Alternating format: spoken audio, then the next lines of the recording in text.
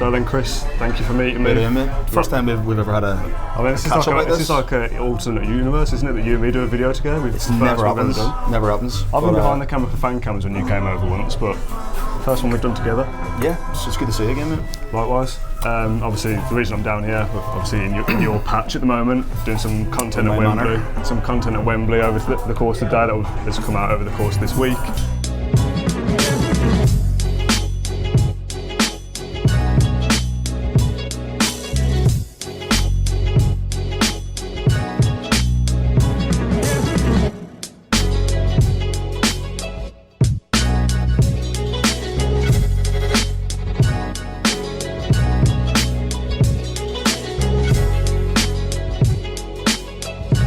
Your thoughts on the game, just briefly. We're going to stitch this all together. How are you feeling?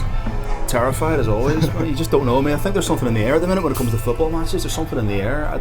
Maybe apart from Watford, let's say. But yeah, I mean, you'd like to fancy us. I did say in the podcast a few weeks ago that I think everyone would have wanted Derby. That's what we wanted. So I sat down last Wednesday, looking forward to a scrappy game, and what I saw was a Derby team rip Leeds to shreds. Yeah. And it was kind of terrifying. Well, I don't think there's any evidence of this, but I fancied Derby before the first day. I thought, I've just got this feeling they've snuck into sixth, almost out of nowhere. Yeah. Leeds seem to be falling apart a little bit. There seems to be something going on there. Maybe Leeds will do it, Derby will do it. Now, after the first day, they're obviously 1-0 down. You go back to Leeds, and you think, this is probably sort of game over. And then they go 1 down at Leeds. Yeah, exactly. Definitely game over. And you think, that's the end of it, and then they come out of nowhere. So now we've got to play them, and sort of 3 or 4 weeks ago, you'd go, please, just wait to finish this sixth or take Absolutely. them. But they're flying now. It's fascinating how 5th and 6th have made the playoff. Yeah, I know, I would love to go back. I haven't even checked the history books, but how many playoff finals have 5th and 6th teams?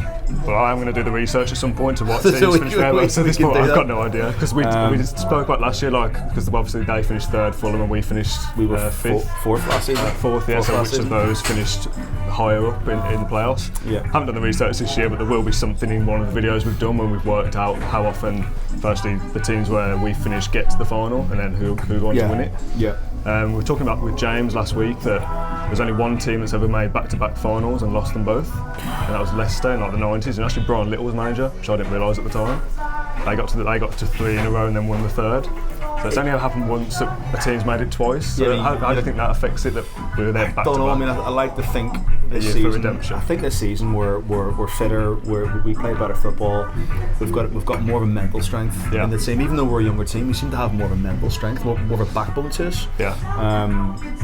So obviously, I think deep down, looking at it, I think we should win. And I think if you speak to anyone, bookies, other fans, I think Village should go on and do a job in Derby. I mean, we weren't playing that great when we went to their place was it November we went to their place? I think so, yeah. And they were on form, albeit they kind of battered us in the first half, but that second half we came out 3 goals in 10 minutes. 3 goals in 10 minutes, and then we all know what happened at Villa Park. That was the start of the run. So without that game, we wouldn't be here. That for me, that was the catalyst. Do you think that has any impact on the game? I do. I mean, I think we got good after beating Derby. Yeah, but I know Leeds had done a number on Derby this season as well. So you look at it from that point of view, then something obviously the mentality side of the Leeds game and Derby game didn't really have much bearing on it. But looking at I'm sure. I mean, Frank Lampard said after the game, we're playing a tough Villa team. Yeah, he classed them as underdogs, didn't he? Oh, completely. They are the underdogs. They are. I mean, and that's not an arrogance. I mean, they are the underdogs. And in fact, looking at the teams on paper, even the entire league this season, I think we have the strongest squad in the division. But they've got some good players, man, and when they want to go forward, I find them very, very defensive at home in the first leg. But when they want to play, they just cut through Leeds. Yeah, well, there was a point in that second half where every time they went forward, you thought they were going to score. They were flying, weren't they? They were flying in that second leg. I think it depends how they set up. I mean, what really upset me last season, I can take getting beat. If you get beat, you get beat. End of. What really hurt me last season was that first half display. Yeah. We went there, and from what I gather, from what I can see, Bruce's last words were, "Keep it tight, lads, keep it tight." And we were so negative and so tentative. Downfall last year that we set up in such a way that it was too late. It was too late, you know. We couldn't break Fulham down in the second half. I can't see us doing that again this year. And I can't see us doing that. So I don't know whether Derby will be, because we were the underdog last year. Fulham were on fire. They were flying. So whether Frank Lampard and Derby want to go right, let's try and go toe to toe with Villa, and see what happens. I think if that's the case, then we can open them up. But whether or not they sit back and do a bit of a West Brom on us, well, we have to, you know. And that's where we struggle. And we struggled of late. I mean, West Brom was not pleasant on the eye. Both games weren't pleasant on the eye. So it depends how Derby are going to set up. Yeah, I think when we played them at Villa Park, so I don't think Wilson or Mount played either. So that's a totally different. They're two best players. We beat them twice this year. We haven't even conceded, and you always think, oh, surely we can't go and beat them 3 times in a row. But Leeds had beat them 3 games in the league. First leg. First game of the playoff. And lost the one that mattered. Almost like I always say, like, playoffs are a lottery. Form goes out the window. You look at us and you think we are the better squad, and we are the better team. By a country mile. More experienced manager. And this season under Smith, what pleases me so much is whenever we go a goal ahead, tends to be game over. Yeah. Because he wants to go ahead and get the second one straight away.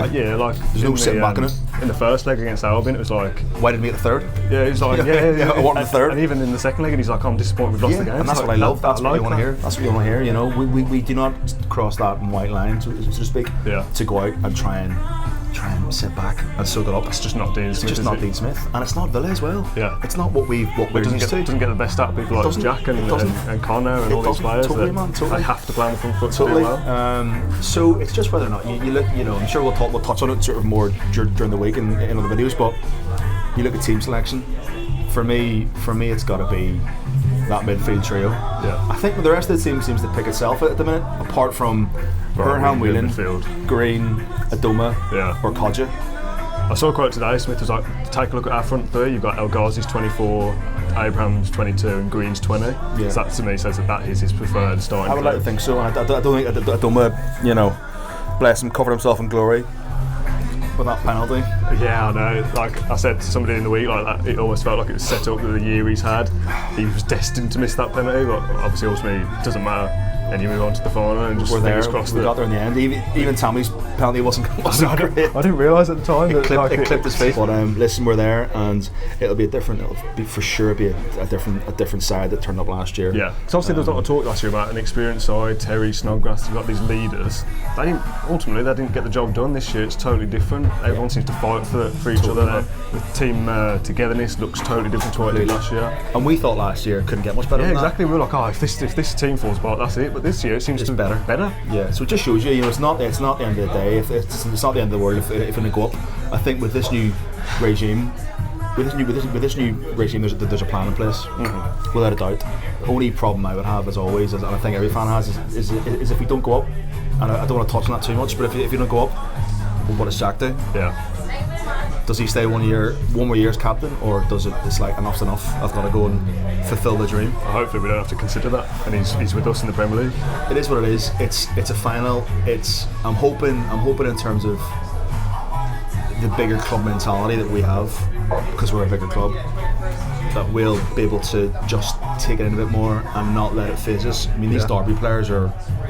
I mean, the majority of them are kids. Well, that's the thing with it. There's a few that were there last year for us as well, and now we're thinking, I'm going to do everything I can to not go through that again. Exactly. Whereas this could be, you know, I mean, for me, the occasion could just get the better of the Derby players. It's yet to be known, but or the alternative is that they're absolutely fired up and they blow us away. I mean, I just can't call it. I mean, as I said at the start of the video, football in the last few weeks has been ridiculous. Yeah. Apart from the Watford game, it's been crazy. So you can't call it. You just can't call it. In a word, to end Villa going up.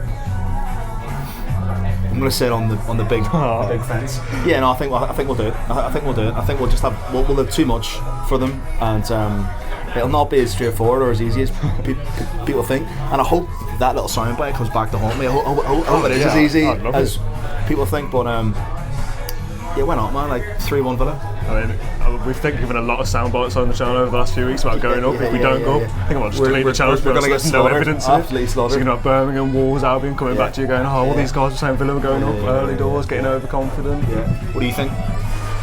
I think we'll do it. Yeah. Like you said, I don't think it'll be as easy as people thinking, oh, Derby are 6th. They were nowhere near it, and now they got into it, so that means that we've got the edge on them. In a 90-minute game at Wembley, like, it's one of those things, obviously it's a cliche that anything can happen. Yeah. That's all it is, but I just feel like our squad is better than theirs. I'd like to think Dean Smith I'd rather have Smith than Lampard. Yeah. It feels like there's a lot of things leading up to go, that there's a lot more things on Villa side than Derby. I agree. I mean, because as I said, if you could have hoped to play any team in the playoff, it would have been Derby. Yeah. And things have kind of fallen into place for us, you know, Like over the last. It's a little bit, honestly. I don't really believe in it, but like, that's what it feels like. Everything's like, even like the penalty shootout, like it's going all the way, and anything could happen in that. But we still manage to find a little bit. We miss a penalty, and we still get through. Like everything's just like everything seems to be going our way, and to make up talk for about the whole cliche and the fate and the romance of it all. Next Monday we'll be led out by Captain Jack Grealish, who's a Villa fan, and manager Dean Smith, who's a Villa fan. In a kit made by a Villa fan. In a kit made by a Villa fan. It doesn't really get any better than that. Yeah. It really doesn't. You couldn't write that. Last one, mate. Pleasure. Absolute pleasure. Hopefully we're talking about Villa in the Premier League in a few weeks. Imagine that. Up the Villa. If you enjoyed that video, why not watch another? Click the video choices on screen now to go and watch them in full. Be sure to subscribe to the channel by clicking our logo there on the left. Easy peasy.